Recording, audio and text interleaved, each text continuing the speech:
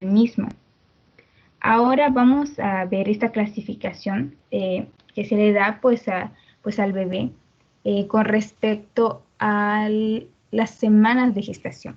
Tenemos lo que viene siendo pretérmino, término y postérmino. Pretérmino va a ser que sea mayor a las 22 semanas de gestación y término va a ser entre las 32 y 42 semanas de gestación y posttérmino pues va a ser mayor a las 42 semanas de gestación. Ahora vamos a hablar sobre lo que viene siendo la historia clínica y la exploración clínica.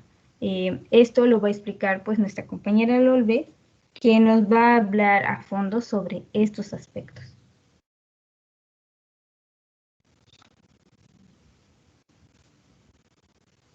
Buenos días, ¿se escucha?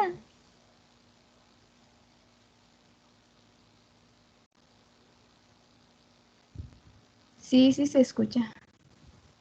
Bueno, yo les voy a hablar acerca de, bueno, voy a comenzar con la historia clínica ginecobstétrica. Siguiente, por favor.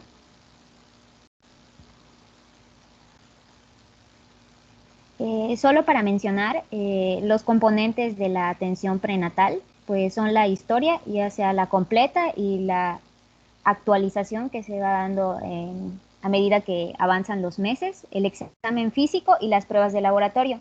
No voy a profundizar tanto en esta parte porque en la clase pasada lo expusieron mis compañeros. Las actividades que deben realizar el personal de salud en la primera consulta de atención prenatal consisten en elaborar y en registrar la historia clínica en un expediente, en un carnet perinatal o guía básica para la mujer embarazada. Primero se debe realizar la identificación de la embarazada, es decir, su nombre completo, edad, escolaridad, estado civil, empleo, lugar de residencia actual, teléfono y datos de familiar o amistad en dado caso de que sea necesaria su contribución. Posteriormente se deben de identificar los antecedentes heredofamiliares, los antecedentes personales patológicos y los antecedentes personales no patológicos de la embarazada. De igual manera, se debe realizar una evaluación psicosocial, se debe de entrevistar acerca de sus hábitos, de si fuma, si bebe, si consume alguna sustancia de abuso, y también identificar si existe violencia de pareja. De igual manera, es importante identificar la identificación de antecedentes de embarazos previos y su resolución mediante interrogatorio intencionado para los datos de cesárea, preeclampsia, hemorragia obstétrica, parto pretérmino, restricción en el crecimiento intrauterino, óbito, pérdida repetida de la gestación y malformaciones fetales. Siguiente, por favor.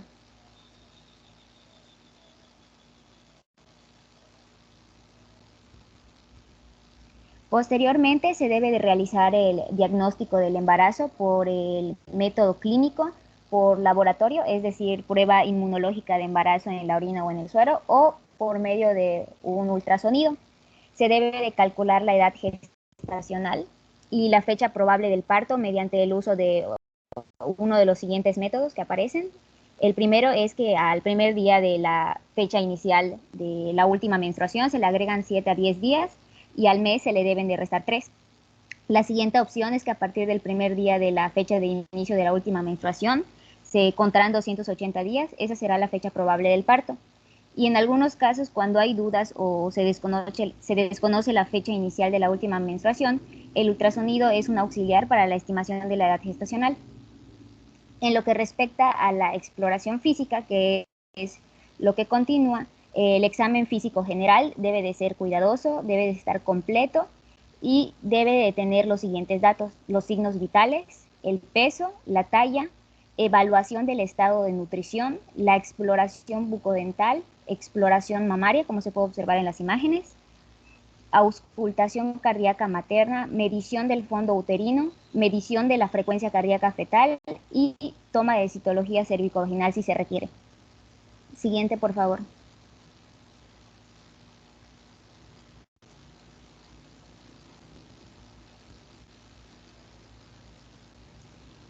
En esta imagen se puede observar la evaluación del estado de nutrición, que es el índice de masa corporal. que ya pues, se conoce, el índice de masa corporal pues no está validado en púberes ni en mujeres con una estatura que tengan menos de 1,50 y no se debe utilizar en esos casos. En el caso de las adolescentes se recomienda utilizar el límite superior de la ganancia deseable y en el caso de las mujeres que miden menos de unos 50 metros se recomienda el límite inferior de las ganancias deseables que se pueden observar en la tabla. Siguiente, por favor.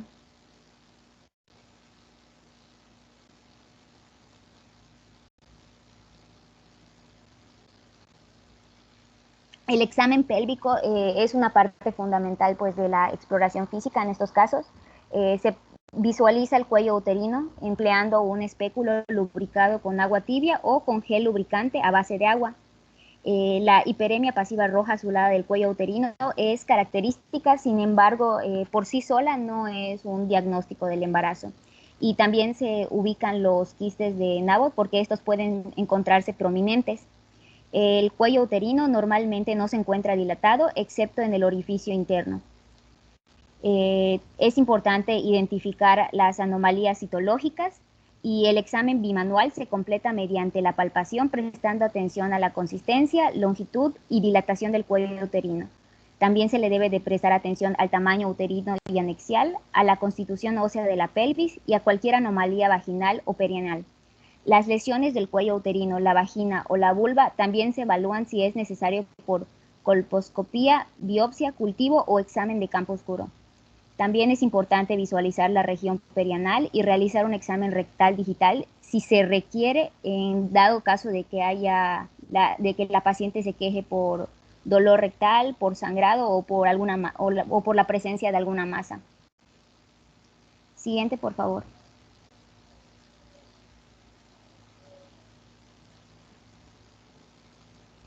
Ahora, en lo que respecta a la exploración clínica del feto y a la valoración del crecimiento fetal, se debe realizar la inspección, palpación y la auscultación del abdomen.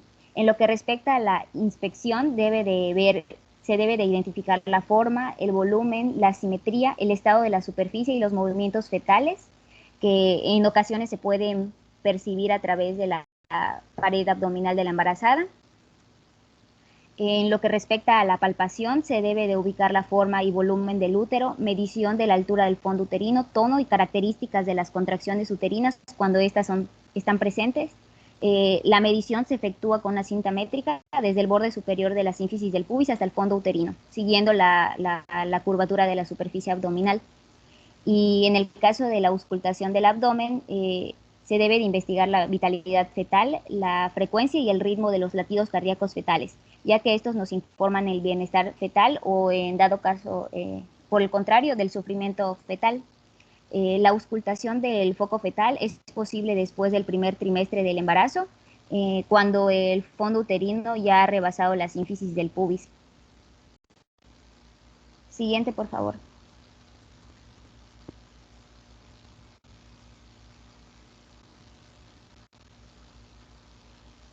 En lo que respecta a la vigilancia prenatal, es importante que en cada visita se evalúe el bienestar del feto, la frecuencia cardíaca, el crecimiento y la actividad y el volumen del líquido amniótico. Después de las 20 semanas de gestación, el examen uterino mide el tamaño desde la sínfisis hasta el fondo. Entre las 20 y 34 semanas de gestación, la altura uterina medida en centímetros se correlaciona estrechamente con la edad gestacional en semanas. Esta medida es la que se utiliza para el control del crecimiento fetal y el volumen del líquido amniótico. Es medida a lo largo de la pared abdominal, desde la parte superior de la sínfisis del pubis hasta la superior del fondo. Es importante que se vacíe la vejiga antes de realizar la medición para que no haya algún error. Además, la obesidad o la presencia de masas uterinas como los leimiomas pueden limitar la precisión de la altura uterina. También es importante destacar que cuando se emplea solo la altura uterina, puede ser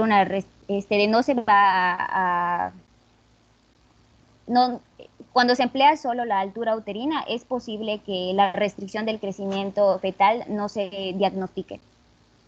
Siguiente, por favor.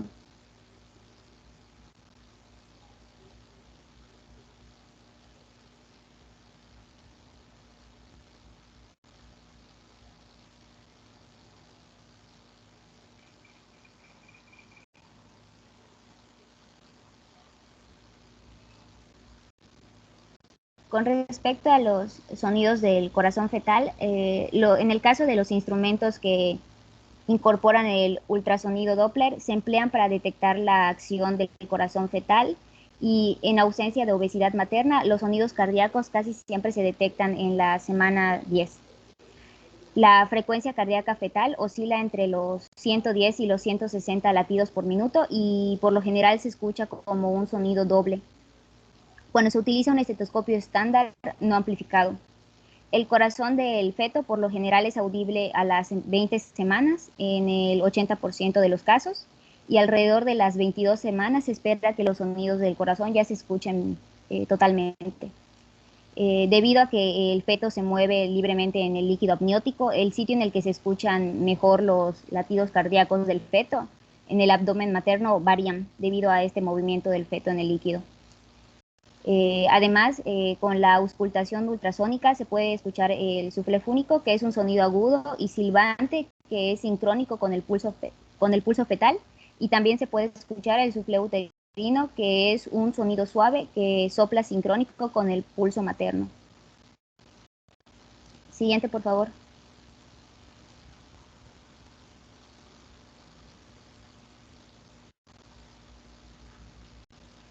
En lo que respecta a la ecografía nos brinda información con respecto a la anatomía fetal, al crecimiento y al bienestar. Nos permite identificar la posición fetal, sobre todo en pacientes que tienen paredes abdominales muy musculosas o que son obesos. Se debe realizar solo cuando hay una indicación médica válida y en la configuración de exposición al ultrasonido más baja posible. Y sin embargo, aunque el médico no está obligado a llevar a cabo una ecografía, en caso de que esta sea solicitada, pues no hay alguna razón válida para que se niegue.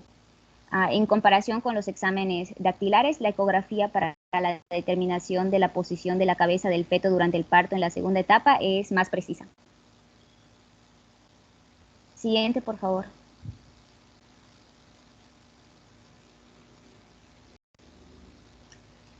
Se pueden utilizar diversos métodos para diagnosticar la presentación y la posición del feto, de las cuales voy a hablar más adelante. El examen abdominal se puede realizar de forma sistemática mediante el empleo de 4 maniobras, que son las maniobras de Leopold. En el caso de la primera maniobra se evalúa el fondo uterino, en la cual se puede determinar el polo fetal y la estática fetal. Las partes de las nalgas, proporcionan una sensación de una masa nodular, mientras que la cabeza se siente dura y redonda y pues es más móvil. En el caso de la segunda maniobra, se ejerce una presión suave, pero al mismo tiempo profunda.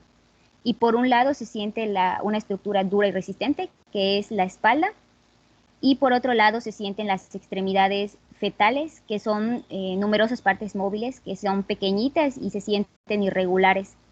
Además, se puede determinar la orientación fetal cuando se comprueba si la espalda está en dirección anterior, transversal o posterior. En el caso de la tercera maniobra, esta contribuye a confirmar la presentación fetal. El pulgar y los dedos de una mano van a sujetar la parte inferior del abdomen materno, justo por encima de la sínfisis del pubis. Si la parte de la presentación no está encajada, se sentirá una masa móvil, por lo general va a ser la cabeza. Y en el caso de la cuarta maniobra, esta va a contribuir a determinar el grado de descenso. En muchos casos, cuando la cabeza ha descendido a la pelvis, el hombro anterior o el espacio creado por el cuello pueden diferenciarse con facilidad de la cabeza.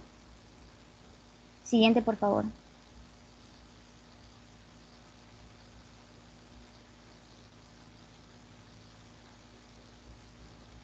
Con respecto al examen vaginal, al final del embarazo, este nos va a proporcionar información que va a tener la confirmación de la parte que se va a presentar, y se va a tener también la estimación clínica de la capacidad y de la configuración pélvica, la adecuación del volumen de líquido amniótico y la consistencia cervical, contracciones, así como la dilatación.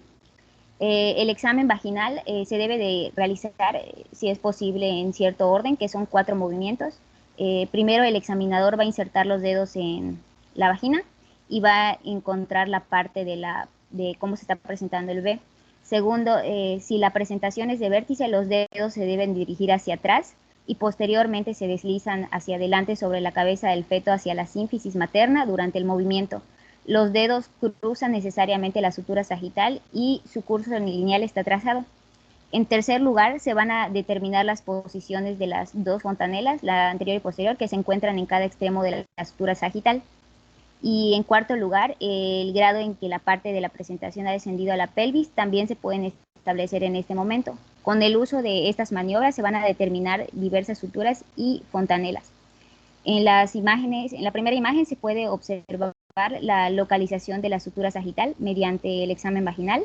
Y en la segunda imagen, que es la de abajo, se observa la diferenciación de las fontanelas mediante el examen. Siguiente, por favor. La orientación del feto en relación con la pelvis materna se va a describir con los siguientes términos, que son situación, presentación, actitud y posición del feto. Comenzando por la situación o estática fetal, se trata de la relación que existe entre el eje longitudinal del feto con respecto al eje de la madre. Esta situación puede ser longitudinal o transversal. Es longitudinal, como se observa en la primera imagen, cuando la columna del bebé se encuentra orientada en la misma dirección, es decir, paralela a la de la madre. Representa más del 99% de los casos en los trabajos de parto a término. También puede ser, la situación puede ser transversal, que es cuando el bebé se encuentra de lado, formando un ángulo de 90 grados respecto a su columna vertebral, como se puede observar en la segunda imagen. Para que tenga lugar esta situación transversal, hay factores predisponentes que son la multiparidad, la placenta previa, polihidramnios y las anomalías uterinas. En algunas ocasiones los ejes fetal y materno se cruzan en un ángulo de 45 grados y se origina una situación oblicua. Esta situación es inestable, sin embargo, termina volviéndose longitudinal o transversal durante el trabajo de parto. Siguiente, por favor.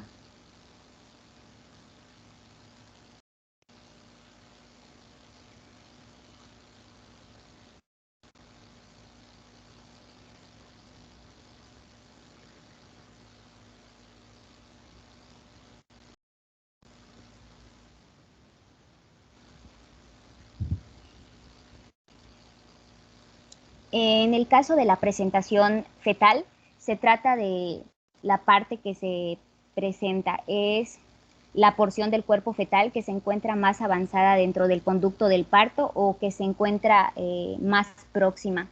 Se puede percibir a través del cuello uterino por tacto vaginal. En las situaciones longitudinales se presenta la cabeza o la pelvis, dando lugar a las presentaciones cefálica y pélvica. Y en situaciones transversas se presenta el hombro, como se puede observar en las imágenes de abajo, por ejemplo en la imagen A, que es la presentación cefálica, la B es la presentación pélvica y la C es la presentación del hombro. Siguiente, por favor.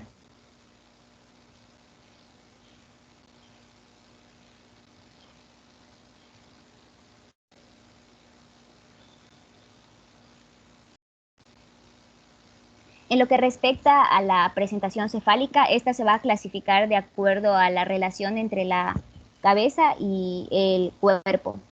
Puede ser de vértice u occipital, que es cuando la cabeza se encuentra muy flexionada, de tal manera que la mandíbula se va a encontrar en contacto con el tórax, y la fontanela occipital es la parte que se va a presentar y se puede observar pues, en la imagen A. La presentación cefálica también puede ser de sincipucio, que es cuando la cabeza fetal puede asumir una posición parcialmente flexionada y se da lugar a la presentación de la fontanela anterior. Después está la presentación cefálica de frente, que es cuando la cabeza fetal puede asumir una posición en parte extendida, y la presentación de cara, que es cuando el cuello fetal se encuentra muy extendido de tal manera que el occipucio y el dorso se encuentran en contacto y la frente es la porción más avanzada dentro del conducto del parto. Por lo general, el feto a término tiene casi siempre una presentación de vértice. Esta es la más común, que es la que se puede observar en la imagen A. Siguiente, por favor.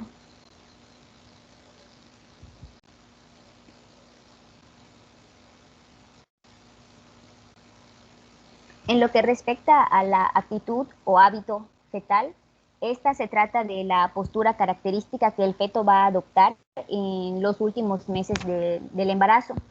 El feto conforma una masa ovoide que corresponde de manera general pues, a la forma de la cavidad uterina, como se puede observar en la imagen.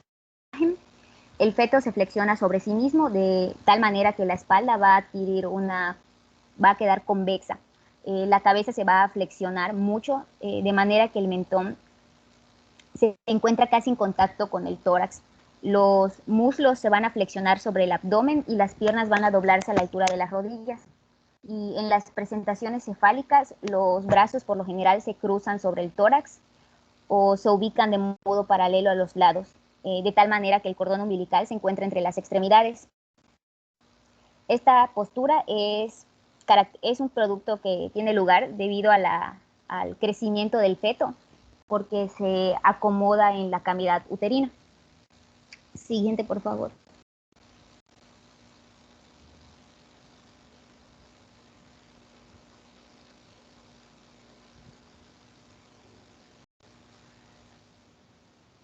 En lo que respecta a la posición fetal, es la relación de una porción que se elige arbitrariamente de la presentación respecto al lado derecho o al lado izquierdo del conducto del parto. Con cada presentación pueden haber dos variedades de posición, la derecha o la izquierda.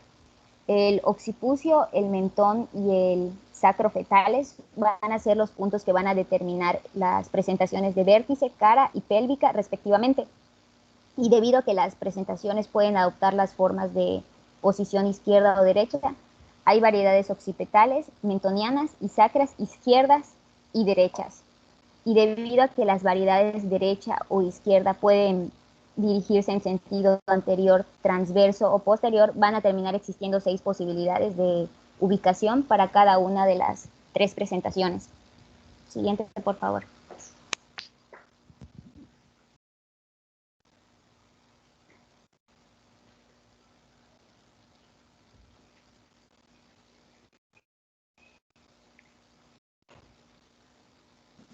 Bueno, pueden observar...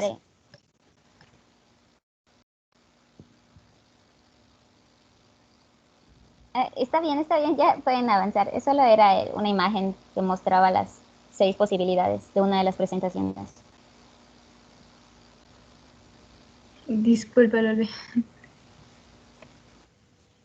Ok, pues vamos ahora a hablar acerca de la correlación que hay entre la altura del fondo uterino y la edad gestacional. La altura del fondo uterino, como pueden apreciar en la imagen del medio, pues es la medida de la distancia que separa pues, la sínfisis del pubis pues, del fondo del útero, pues en un estado de embarazo. Aproximadamente el útero va a crecer 1 centímetro cada semana, porque a partir de la semana 22 más o menos, se da cuenta que la edad gestacional con respecto a los centímetros que crece es equivalente. De hecho, podemos observar en la imagen de la izquierda la altura uterina esperada según la semana de gestación. Pero ahora vamos a observar la gráfica, en la relación que hay entre los conceptos tanto de normal como anormal, y de ahí aparece lo siguiente, ¿no? Que es que cuando decimos que es normal, cuando está en los percentiles 10 y 90, pues de la curva de la altura del fondo uterino según la edad gestacional, vamos a decir que es anormal cuando se encuentre ya sea por debajo del percentil 10 o por encima del 90.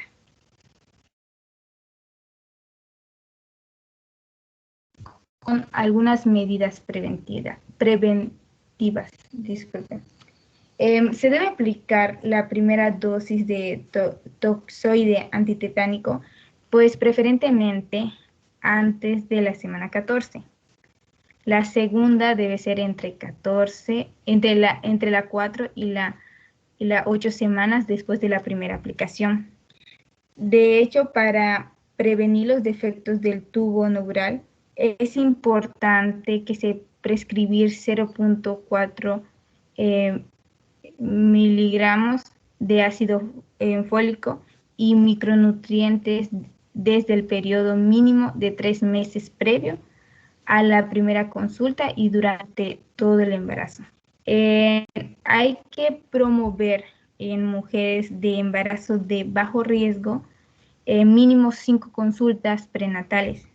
Inicio pues las primeras 8 semanas de gestación. Y con respecto a la aplicación de tamizajes prenatal, oportuno entre la semana 11 y la 13. En el segundo trimestre debe ser entre la 16 y la 22, donde el ultrasonido es un medio fundamental pues, de la vigilancia. También debemos promover un ultrasonido obstétrico en cada trimestre del embarazo. El primero debería ser entre la semana 11 a la 13, el segundo entre la semana 18 y la 22, el tercero entre la 29 y la 30, y pues en mujeres embarazadas de 41 semanas o más, deben ser pues trasladadas al segundo nivel de atención para su valoración y su atención.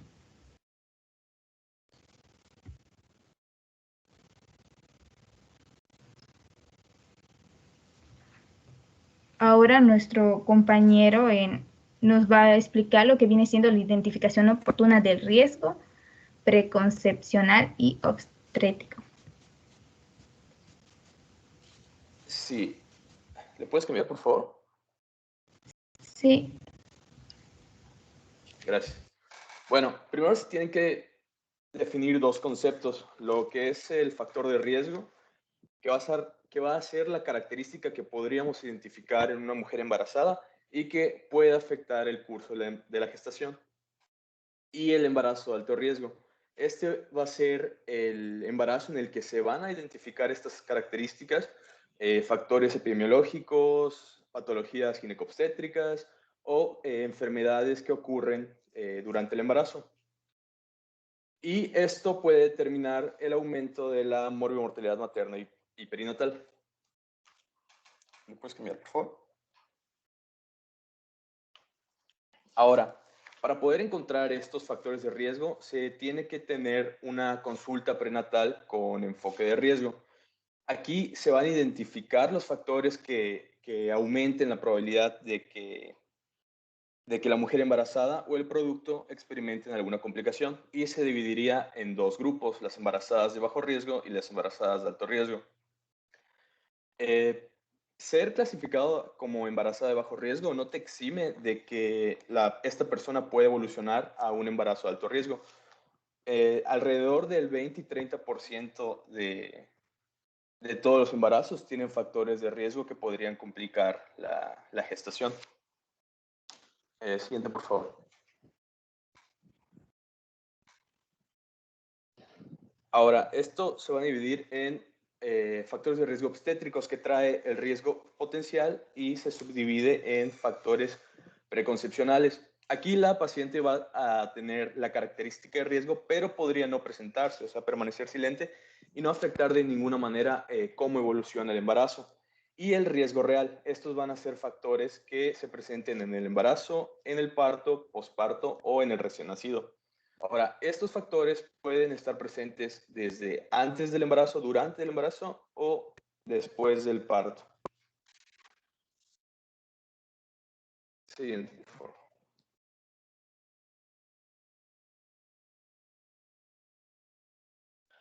Bueno, estos tipos de riesgo se van a clasificar en tres principales. Los tipo 1, que serían los factores de riesgo sociodemográficos; los tipo 2, que estarían los antecedentes generales o ginecobstétricos, y los tipo 3, que serían patologías que ocurren a la par del embarazo. La siguiente, por favor. Hablando del tipo 1, aquí las embarazadas van a encontrarse con una buena condición de salud, pero presentan factores epidemiológicos o sociales que podrían llevar a complicar el embarazo. Están los que no podemos, existen esos factores que no podemos cambiar, como sería la pobreza crítica o que el establecimiento de salud se encuentre lejos o no sea accesible para esta persona, la edad materna de la embarazada, pero también existen ciertos factores que sí podríamos controlar o cambiar para disminuir la probabilidad de que se presenten estos factores de riesgo, como sería la eliminación del tabaquismo, el alcohol, el peso materno, y así. Esos factores son los que se tienen que ubicar en una consulta con enfoque de riesgo para poder determinarlo, reducirlo y evitar complicaciones en el futuro. La siguiente.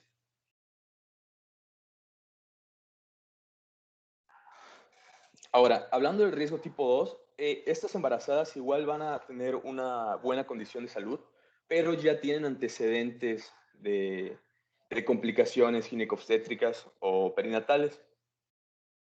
Estas podrían ser el bajo peso nacer, malformaciones congénitas fetales, un embarazo prolongado, hemorragias obstétricas.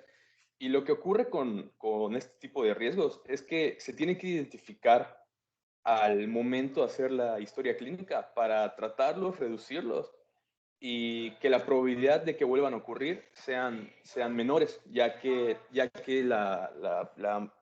la paciente ya está predispuesta a presentar algún tipo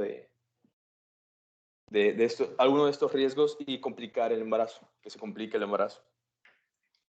La siguiente, por favor.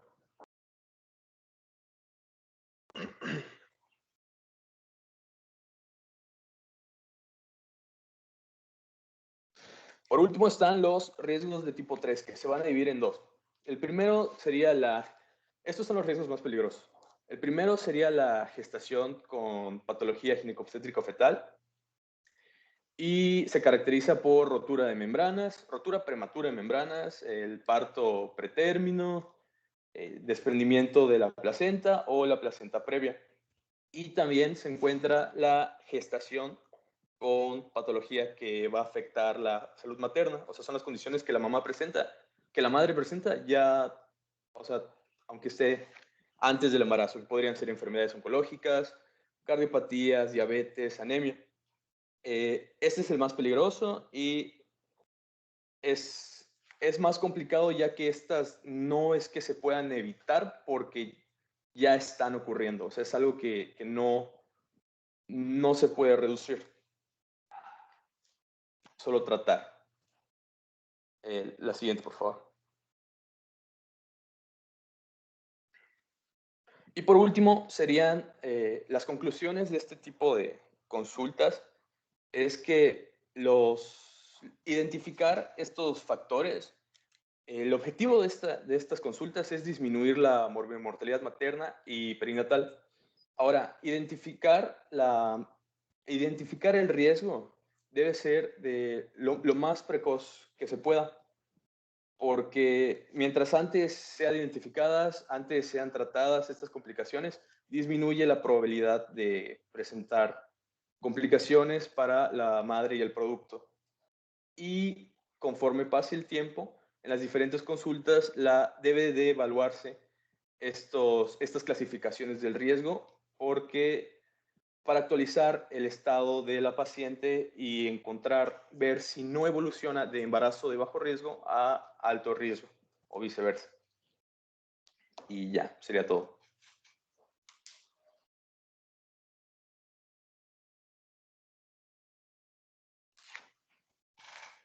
Ok, volvemos a poner las diapositivas.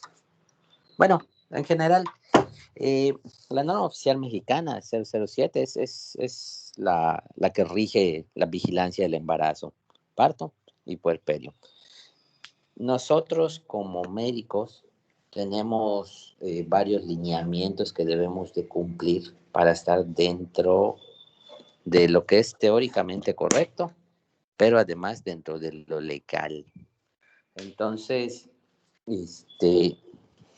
tal cual están los puntos señalados en la norma oficial mexicana, así deberíamos de realizar la vigilancia de la mujer embarazada. Las mujeres de bajo riesgo deben tener cuando menos 5 visitas a control prenatal. Las de alto riesgo, como vimos en la clase anterior, se hace mensual, quincenal y luego semanal hasta el término. La idea de la norma es prevenir o en su defecto detectar de manera oportuna complicaciones. Las cosas que van a pasar en el embarazo van a pasar aunque las vigilemos súper bien. La paciente que va a tener un parto prematuro lo va a tener aunque lo hagamos bien. Perdón. La mujer que va a romper membranas aunque tenga una magnífica vigilancia. Y la que va a abortar aunque le hagan todo lo que le puedan hacer. Lo que es importante es que nuestro expediente cumpla lo que la norma señala como criterios de vigilancia. Al final, si llegamos a tener alguna complicación con alguna paciente, lo que nos va a ayudar a no tener problemas es que la norma se vea reflejada en el expediente. ¿Qué tiene que tener una nota de una paciente embarazada? Todo lo que sus compañeros ya dijeron en esta y en clases previas. Tiene que tener el nombre, la edad, el peso, la TA, los signos vitales. Si presenta síntomas, ¿no? Como ya mencionaba más veces, lo que es los acúfenos, tinnitus, descarga vaginal, salida de líquido, dolor abdominal, movimientos fetales. Les voy a contar un casito que a lo mejor les parece inverosímil. Llega una paciente al hospital referida de salud con su hoja de control prenatal. Las hojas de control prenatal son universales en México. Contienen los mismos datos aquí en Guadalajara, en Monterrey y en Veracruz, donde quieran. La idea de que la hoja de control prenatal sea igual es que, pues, a donde se traslade la paciente, nosotros que se le ha hecho y cómo está. Bueno, a la toco, su hojita de control prenatal la mandaron por amenaza de parto prematuro. No me acuerdo si tenía un embarazo de 28, 30 semanas.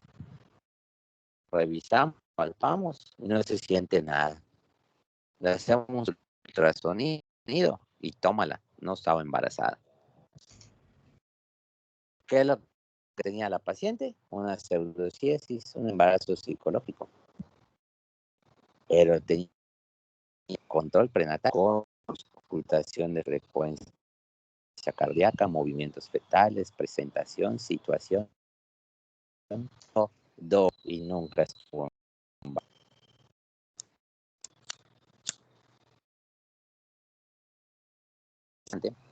Siempre documentar lo que hagamos. O sea, si yo digo que el crecimiento y desarrollo es correcto, debe estar respaldado por un ultrasonido donde se vea el tamaño del bebé, el peso del bebé, para decir que tiene una evolución correcta, ¿no? Entonces, como ese caso, llegan varios. Prepario cultural, algo característico de mujer con pseudociesis es que siempre se niega a hacer estudios. Pueden presentar crecimiento del abdomen, sí, porque se dilata las asas intestinales y da la apariencia de que estuvieran embarazadas. Incluso puede aumentar por la vejiga, se llega a relajar tanto que le puede dar la impresión de tener una pancita embarazada. La pseudociesis es muy curiosa, pero bueno. Entonces, lean bien la norma, van a venir algunas preguntas en el examen, pero más que para el examen, sepan cómo hacer eso. Cuando ustedes sean pasantes, ustedes van a llevar la vigilancia de las mujeres embarazadas. Muy importante siempre determinar la situación, presentación y variedad. La variedad de posición, mis compañeros lo dijo, la vamos a definir en base al punto toconómico, que el punto toconómico es un punto arbitrario para decir si está anterior, posterior, izquierdo, derecho. Pero eso solo lo vamos a poder hacer cuando la paciente tenga dilatación. La forma de palpar donde se encuentra la fontanela inexfárica o el sacro en el caso de acción pélvica. Podemos determinar la variable de posición igual con el sonido clínico. Solo se puede hacer cuando hay dilatación cervical.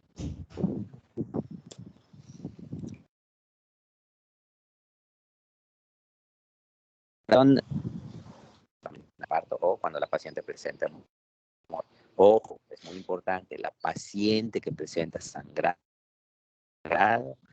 placenta previa antes de tocarla. Si en una placenta previa la tocamos, va a aumentar el sangrado y puede acabar con una hemorragia. La dosis mínima de ácido fólico recomendada es de 0.4 microgramos, y cuando la con defectos de tubo neural vamos a dar 10 veces la dosis habitual. De 0.4 vamos a pasar a 4 miligramos completos. Hay presentaciones en el mercado que vienen de 4 y de 6 mil. Lo ideal es, como dije anterior, que nuestros pacientes tengan una consulta de control preconcepcional. Esta consulta debe llevarse a cabo cuando menos 3 meses previos para hacer el suministro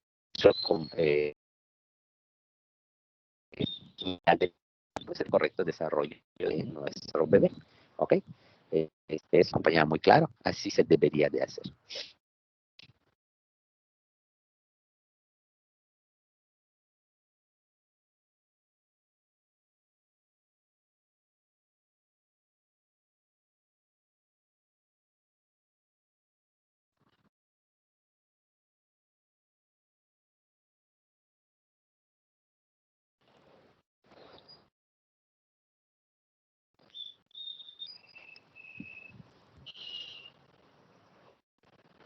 Bueno, ¿me escuchas?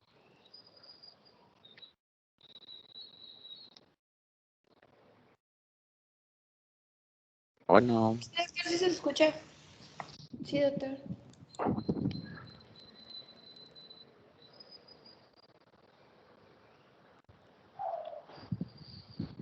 Bueno. Sí lo escuchamos, doctor. ¿Dónde se quedaron? Porque se me desconectó esta porquería. ¿Verdad?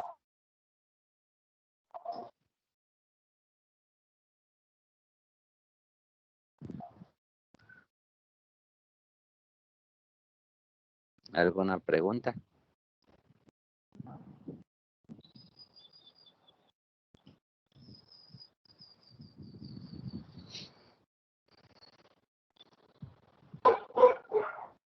Díaz. A ver, un segundito, niños.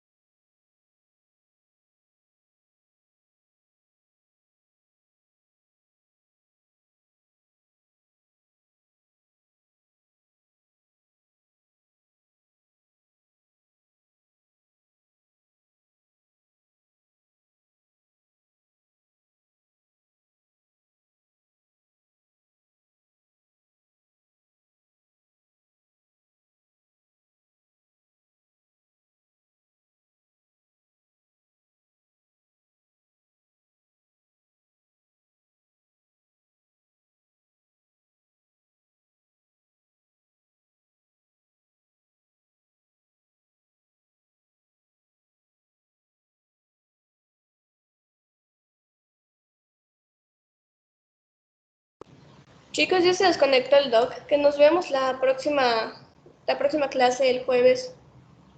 Sale, chicos. Hasta luego.